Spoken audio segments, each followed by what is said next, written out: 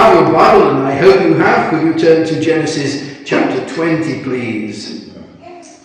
There are just two headings tonight. One is moving and the other is habits.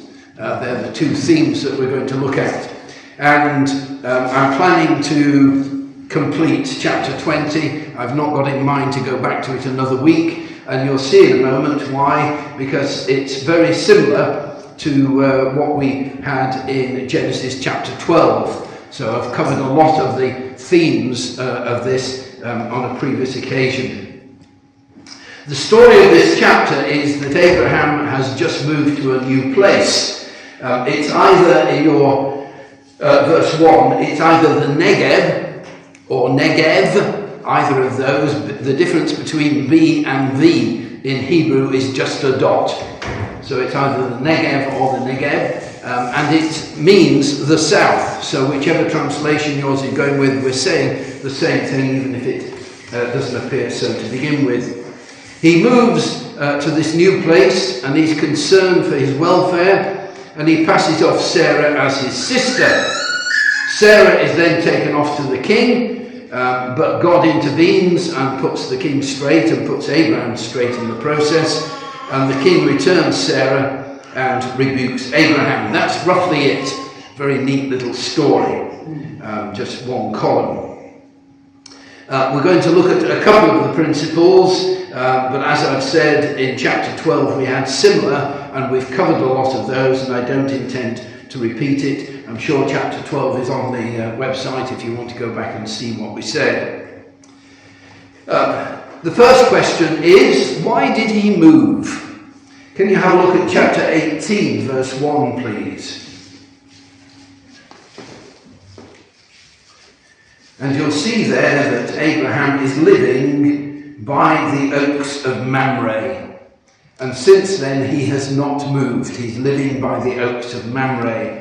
This is about 40 miles. I don't know whether that's as the crow flies or as the crow walks, but it's from the top of the hills down to the valley below, which is below sea level.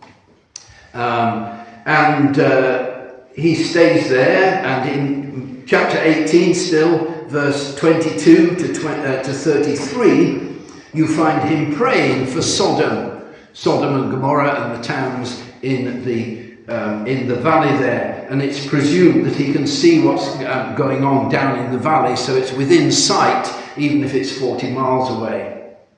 Then in chapter 19, turn over a page probably, 19 and verse 27, and after the destruction of Sodom and Gomorrah, the next morning Abraham went early in the morning to the place where he had stood before the Lord. So he'd been praying before the Lord, and he comes back to see, has his prayer been answered?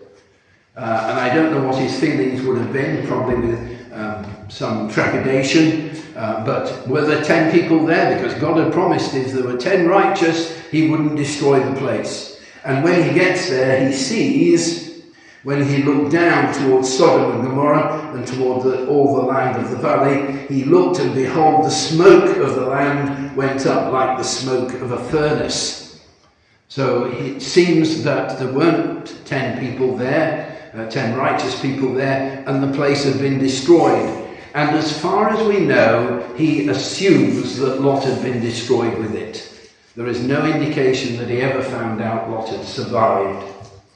Then in chapter 20, verse 1, he moves to the south, to the Negev, and at the end of verse 1, it's this place, Gerar, which will come up several times in the future with Abraham and with Isaac later on, and they begin to figure from this point onwards.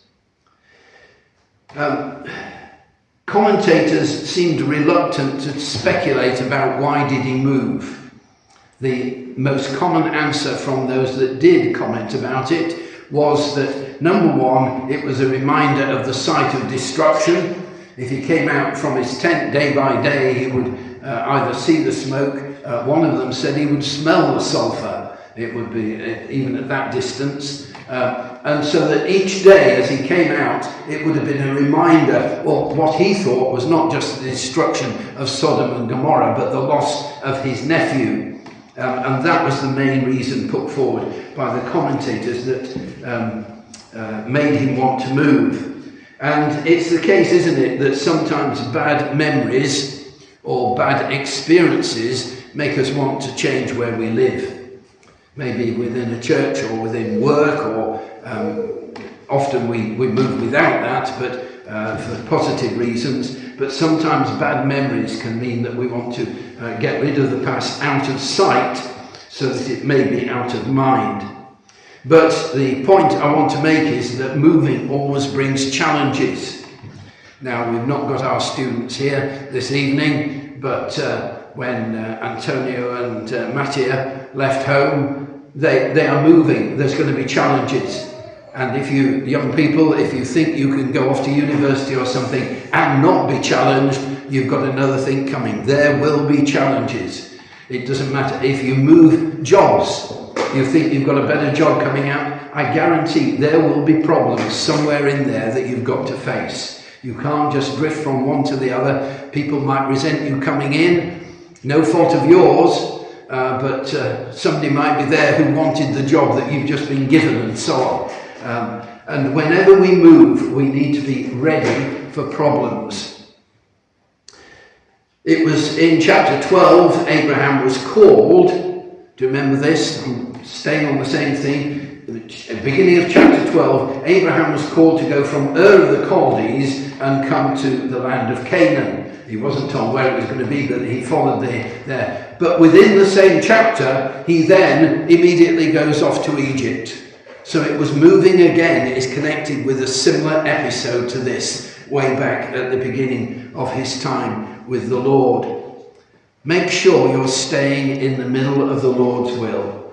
Most of us here will either move on to eternity, maybe, but some will move on with another job or whatever it is. And particularly if you're moving to another country, the Lord calls you to be a missionary back in India or something, or whatever. Or it may be you've got to go to a foreign country like Northumberland or Newcastle or somewhere really remote. But whenever the Lord calls you, you need to be particularly ready and careful. I can't stress enough that each move will have a challenge, guaranteed that it will challenge, not just challenges of work, for example, but challenges to spiritual life. If he did move to avoid the reminders and the grief of the loss, maybe I did wonder whether he was rebuking himself and didn't want to be reminded because he thought, I came down from 50 to 45 to 40 to 30, 20, 10. If I'd just gone on for another 5, perhaps Lot would have been saved. And I wonder whether he's kicking himself that he didn't keep going with prayer. And if you're praying for people, you just carry on. You may feel you've got to come to a limit somewhere, but you carry on praying and hoping and believing that the Lord, the judge of all the earth, will do right, as Abraham said. So keep on praying, even if you're in the same situation as Abraham. So that's the first thing about moving. The rest is all about habits. And the first statement about habits is that we have here habits that you should have got rid of. Habits that you should have got rid of. In chapter 12, if you can just flip back a moment, in chapter 12, verse 11,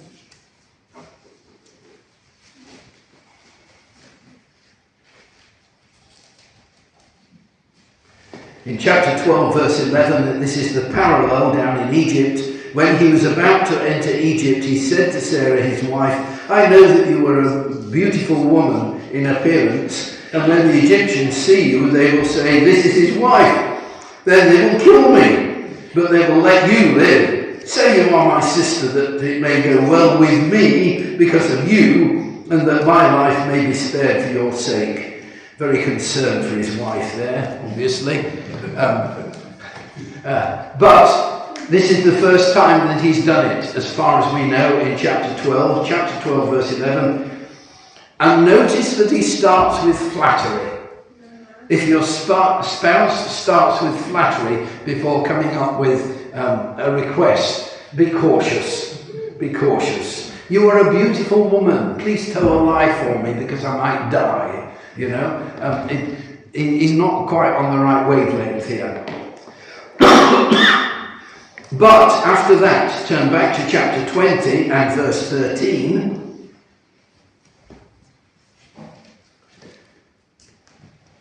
And he's answering Abimelech, the king. And when God caused me to wander from my father's house, I said to her, this is the kindness you must do me at every place to which we come.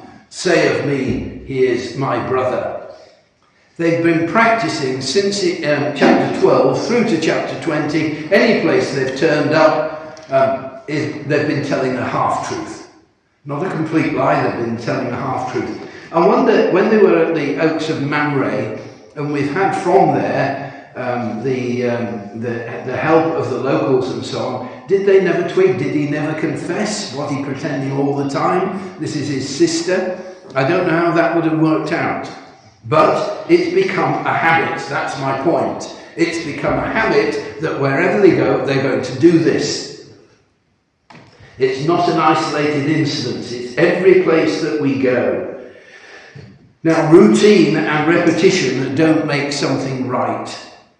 People get the impression that it makes a difference, that if a church, for example, keeps doing certain things, well, it must be right because we've been doing it for the last 2 years, and so on. We need to be very careful. Repetition and routine don't make it right. They do build habits, though. These can be for good or for ill. Some of the comments are here for creating good habits. For example, I don't think about, shall I go to church next Sunday morning?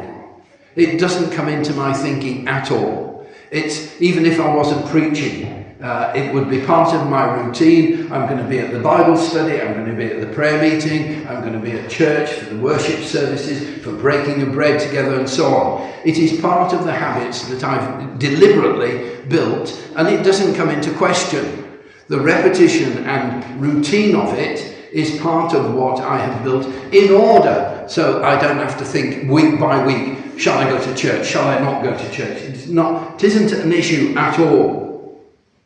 I'm a great one for thinking that habits are good even if you haven't got the feeling. People have told me, well, no, you shouldn't do it if you don't feel like it. You know, that if you don't feel like singing God's praise, you shouldn't sing God's praise. I'm totally the opposite.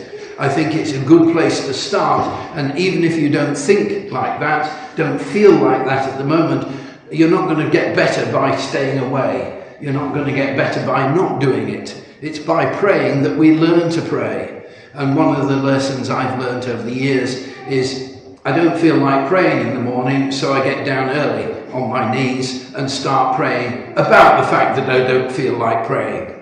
And I attack it by using this, that I like the habits.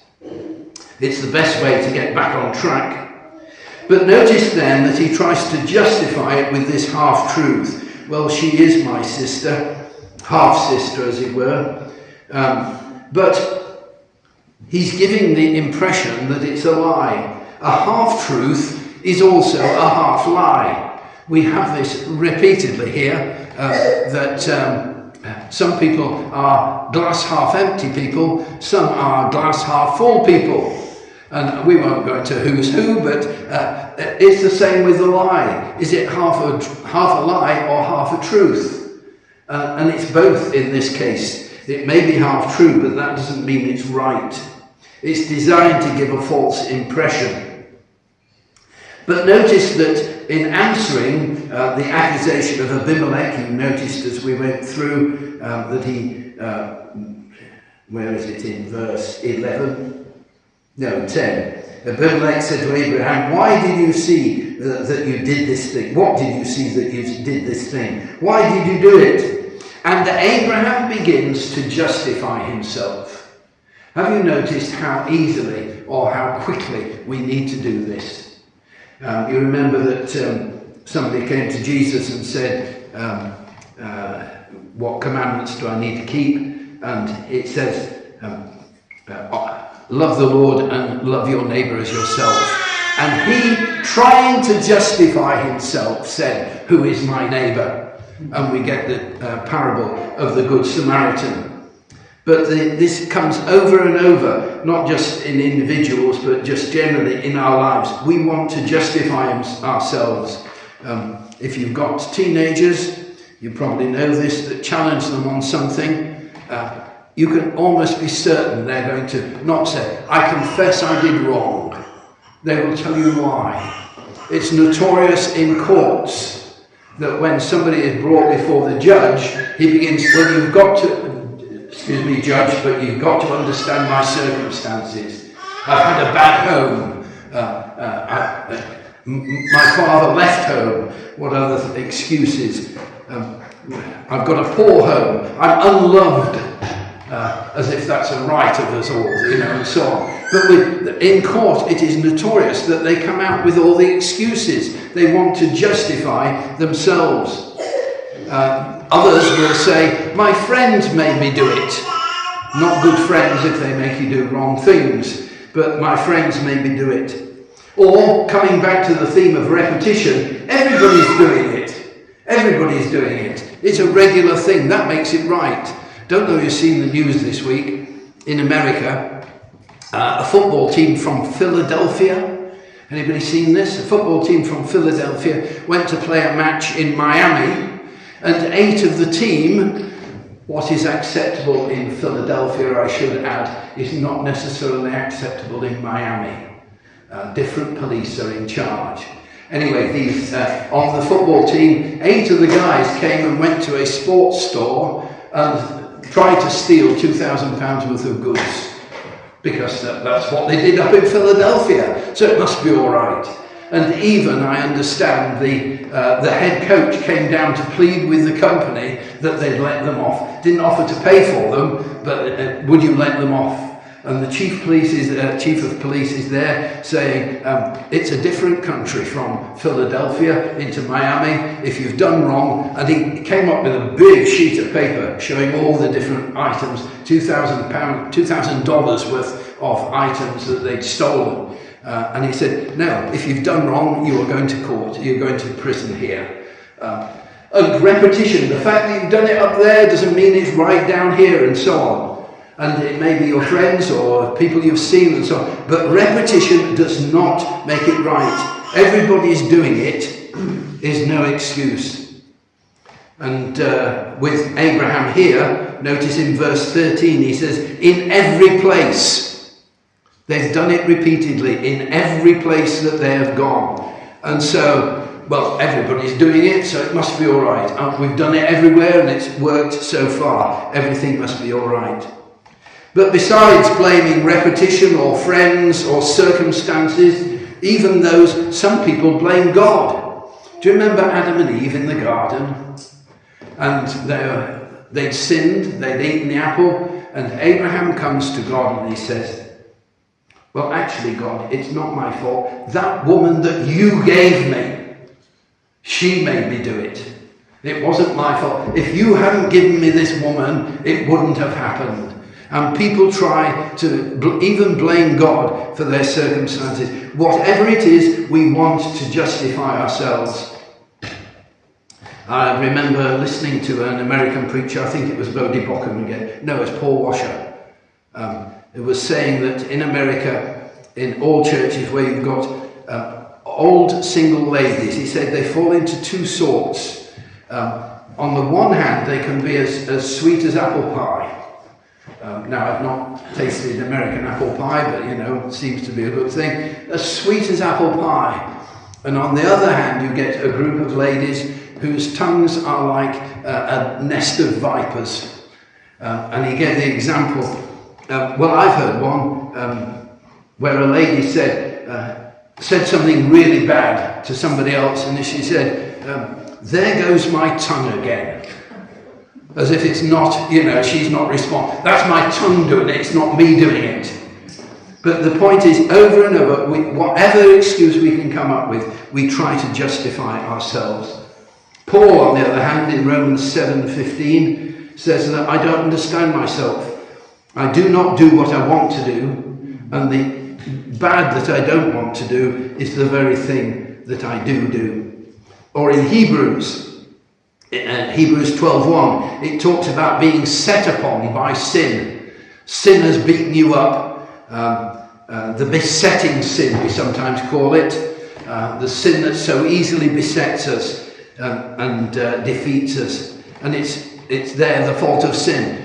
But it's really us that's at fault. People continue to do things like this, even when their health is at stake. I mentioned this morning smokers, and one person that had given up after so many years of it. And their spiritual health was at stake. They said they never felt comfortable about smoking, but no matter how much they tried, they wanted to, and they couldn't do it. They have now. But spiritual health is always at stake with all these habits. If they're bad habits and not approved by God, it's our spiritual health. I've seen photos on the internet. One was of a guy. You would have said he looked 60 or 70 years old, all wizened face and so on. And it got in the comments that he was 30 years old, and this is what drugs had done to his body. And even when, spiritually speaking, it is ruining our spiritual lives, people can't give up. These are the things that should have been crucified with Christ and need to be put to death now. Notice that Exodus 21, I think it is. You don't have to turn there. But when a slave wanted to stay with his master, after 6 years he could go free. It wasn't lifelong slavery. It was, I'm going to work for my master for 6 years. He'll provide all the food, clothing, shelter that I need. I just do what he says. A good arrangement. And at the end of the time, if he'd appreciated it so much and not having to think about these things, he could say, well, I'll stay on. I'll stay on permanently. And if he did, the owner would take him to the doorpost, get hold of his ear, take him to the doorpost and pierce it through with an awl. Do we know what an awl is? Yeah. In my generation, my father had awls in his toolkit, but I don't know they're still around. You would pierce his ear with an awl, ear piercing for free at the doorpost. Incidentally, if you go through the word mezuzah, the doorpost, first one is Passover, second one is the voluntary slave for life. And you're saying, I want to do what you want. I don't want to be doing my thing anymore. And spiritually speaking, we should be going to the doorpost with the Lord. It's public, it's painful, it's permanent, and it's personal. I'm not going to expand on those, but you can make your own sermon there. It's public, painful, permanent, and personal. Have we got any bad habits that we need to be rid of? Because we need to work on those and put them right. Not only were there habits that should be got rid of, there was forgiveness that you shouldn't presume upon. Abraham had been forgiven that first time, even though it was close to a disaster. If you remember, Sarah had been taken into Pharaoh's harem, and harem, depends how you want to pronounce it, but he was in danger of losing his wife permanently. And it's only because God sorted it out that it was sorted out. Don't presume upon forgiveness. God has forgiven once, but don't presume, well, he'll forgive me every time if you're doing the same things. Why did God sort it out? Well, God had got a plan. And I try to make sure that we bring Jesus into every sermon, but here is the reason. God had promised, God had chosen Abraham. I've thought of 3 reasons. Any suggestions? Why did God choose Abraham? What was he required to do? Well, one was he was going to look after the scriptures. In Romans 3, I think it is, God chose the Jews to look after the scriptures because he wanted all the scriptures from Abraham's time, even before that, from the beginning of the world. He wanted them kept in one place with one people. It would be no good if a prophecy about Jesus happened in darkest Peru, another one happened in outer Mongolia, another one in South Africa, another one in Scandinavia somewhere. No, they needed to be in one place so that all the prophecies about Jesus can be kept together. And he chose the Jews to be the guardians, the custodians of the scriptures. But number two, that from him, from Abraham, would come the Messiah, and all through his lineage, that there would be people involved in Jesus's parentage, genealogy at the end of it. So he chose the Jews because somewhere along here he is promising he's coming. And then Jesus comes and can point all the way back. So the second reason is that he wanted reliable genealogy. But then the third thing is that the Messiah himself would come, that Jesus would come. And it had to be through the lineage. It had to be, and guaranteed so. So God chose with this in mind. And when Sarah was taken in Egypt, God was not going to let that plan be messed up. That plan had been devised from before creation. I frequently come back to this because it amazes me that God planned all of this. It's not some, people write about it. I've seen it on the internet. People suggest it was made up by St. Paul or something like that. No, God planned it right before creation even, that this all should take place. And God was not going to let his eternal plan be broken just because of the frailty of man. So why did Abraham continue doing this? I think he presumed that God would intervene again and again and again. Maybe he thought God was approving of what he did. But again, repetition and, what was the other word I used? Repetition and routine are no guarantee of something being correct. For example, let's take Samson. You know about Samson? Bit of a quiz here. Samson was what was called a Nazarite. Now, Nazarites had got 3 prohibitions, all beginning with B. No dead bodies, no booze, and no bars. Okay? We've got 3 things they are not allowed to do. But you find that he then goes and fights a battle and kills people, and he's infected with the bodies. But he still continues, and he's not struck down dead. And he doesn't realise he's getting worse. And then, not just striking down the bodies, but he goes to a party where that causes him to go and get the dead bodies. He goes to a party. I do not think they were drinking cow's milk and unfermented wine, so booze. And then he has his hair cut, and last of these, and he suddenly realised all that God said, avoid these things, has come to pass. Vivid in my memory is the dreadful picture of 9/11 and the Twin Towers, and of one lady particularly jumping out of a window, and you see her falling. And if nobody heard her say this, but imagine she was saying, well, it's all right so far. It's all right so far. And people jump out of the window and put their spiritual lives at stake. And if it's not immediate, it's all right so far.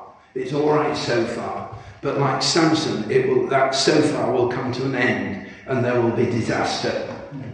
Each time was overlooked until he lost his eyes. Samson, that is. In the previous episode, Sodom and Gomorrah, everything was all right until they lost their eyesight. They lost their eyesight just the same. It was getting spiritually blinder without realizing it. I was reminded of, this was up on the northeast coast, and there'd been a landslip, and the rocks or land had slipped away down onto the beach, but the overhang was still there, It hadn't all crashed down. But if you're on the top, there was nothing underneath. But you couldn't see that, of course. There was a path going through a field on the top of this cliff. And I remember seeing the video of the rescue helicopter coming along and waving to them and shouting at them, to these people walking along the cliff. Get off, get off. It's dangerous. You can't see it, but we can see it. There's nothing underneath you. There's no solidity. And as they were doing this, the people on the top were waving back, being friendly. And when we warn people about there is nothing substantial in your life. At the end of it, you're going to crash. And all they do is wave back and say, I'm all right, thank you. I'm all right, thank you. No, we need not to be presuming upon God's kindness. And sins, I've got a note on this too. Some sins you cannot go anywhere near again. I was reminded of this because of communion. Do you know the Salvation Army don't take communion? Why not? Because in the days of William Booth, there were so many drunks getting saved that if they tasted just a few drops of wine, they would go back to their habits. And the point is that anybody that's got a habit like this, you don't go back to the beginning, you go back to where you were. If they'd had a sip of wine, they don't say, oh, next week I might go and have another drink at the pub. And then 3 weeks later I might have another one. They don't go back to ABC of drinking, they go back to the XYZ. Whatever state they were in, if they used to drink themselves silly 3 or 4 times a week, they would immediately, as soon as they've tasted the wine, they would immediately get themselves drunk, go out and get themselves drunk. Not begin to, but go back to where they had left off. And there are other habits like this as well. I remember in the 70s, David Wilkerson, The Cross and the Switchblade, and the reading about what they were doing to get people off drugs. But they could never go near drugs again. There are some habits like this, that if you go back to it, you go back to where you left off, not where you began. Not let's see whether I can get a buzz for the first time. As soon as you take a drug, it's can I get the whole shooting match as well? You don't have to go back to the beginning. You go back to where you were. If you've been forgiven for something, keep away from the cliff edge. Keep away from the cliff edge. It's the only safe place to be. Next little heading, your influence that you hadn't reckoned with. Habits that you should have got rid of, forgiveness you shouldn't presume upon, your influence you hadn't reckoned with. Now, back in chapter 12, and the experience in Egypt, remember that Lot was there. Lot was there with Abraham. And I hadn't noticed before, but I noticed there were parallels between Lot's behaviour in Sodom and Gomorrah, that we read about in the last couple of episodes, and Abraham's actions as well. They were a different ilk, but they were so similar. For example, in both cases, they were aliens in a foreign land. Abraham was in a foreign country, Lot was in the foreign country. The reception by the locals was uncertain. Who made you a judge over us, was said to Lot. And he was scared. He said, there's no fear of God in this place, Abraham said. Thirdly, both of them were willing to trade a close female relative for personal safety. Very interesting. Number 4, they spoke about divine justice. Abraham first in Egypt, and then Abimelech in this section here. In both cases, Abraham's prayer brings salvation. Abraham's prayer for Lot, Abraham's prayer for himself brings salvation. And in both cases, an incestuous relationship was involved. I've got 6 points there, but similarity. So Lot, who had been with Abraham and watching Abraham, he was following the principles that Abraham had even if he wasn't following the same practice. And we need to be careful that we're not teaching people wrong ways by however we lived. And we don't know who's watching us.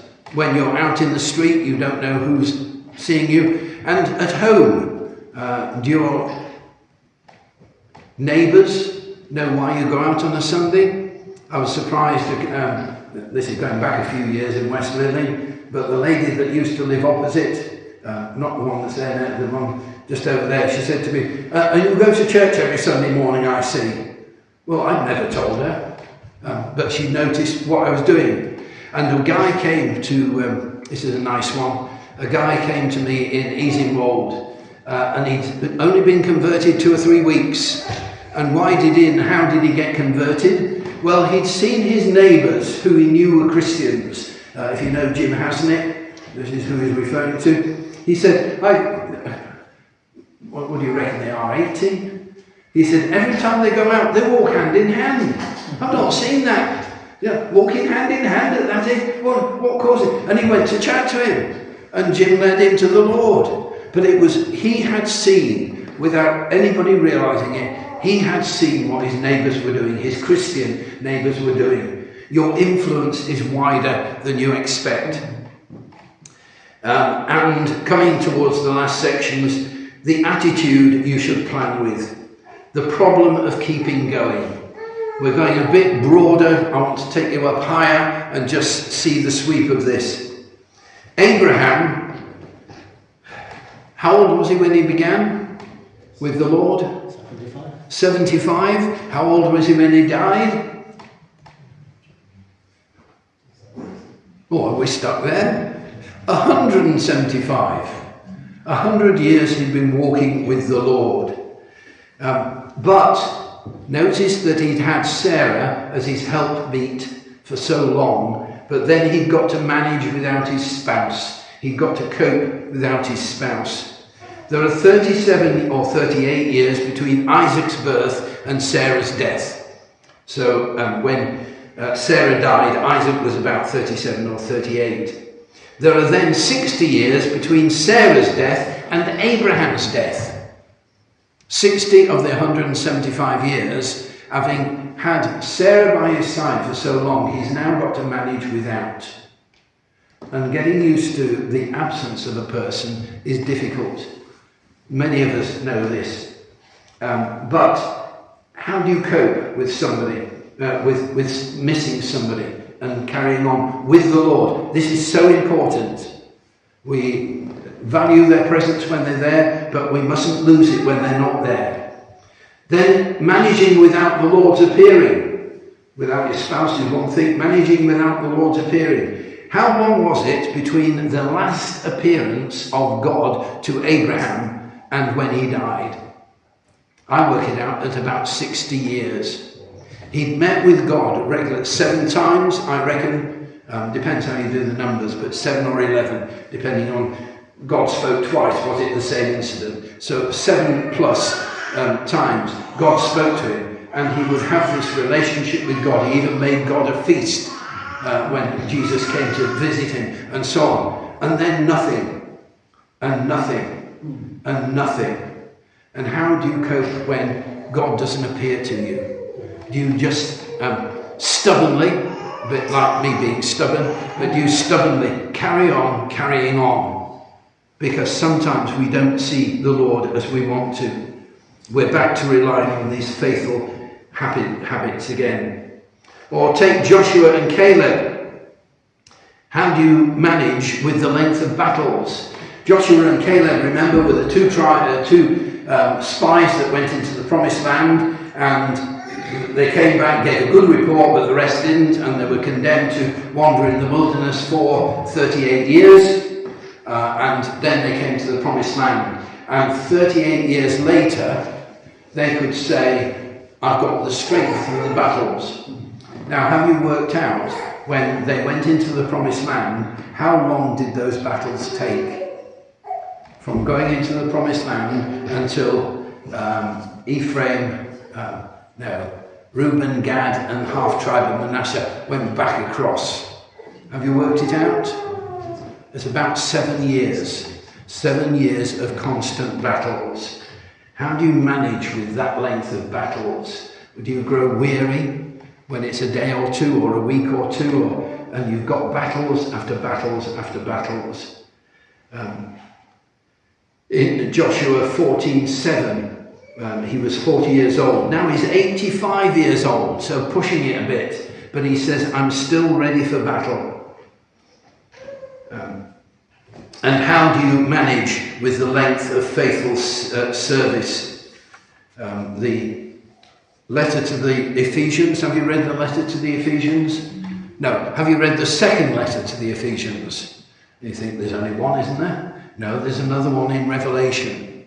And because of their length of service, he said, you're doing so well on many of these things, but in the intervening time, since you first heard the gospel, you've lost something.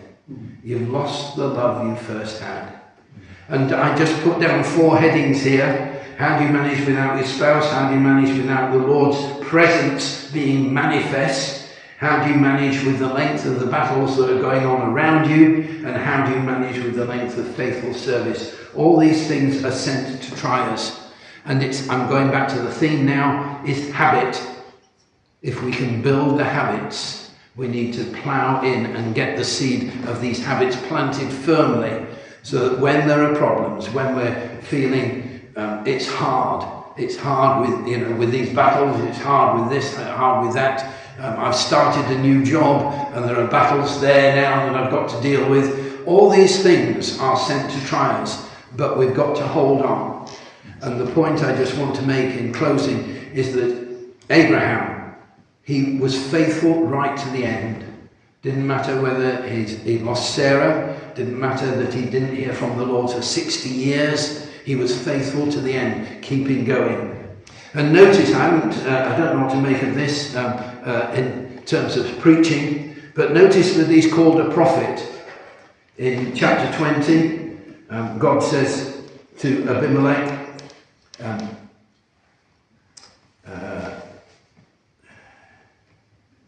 Go and get Abraham to pray for you.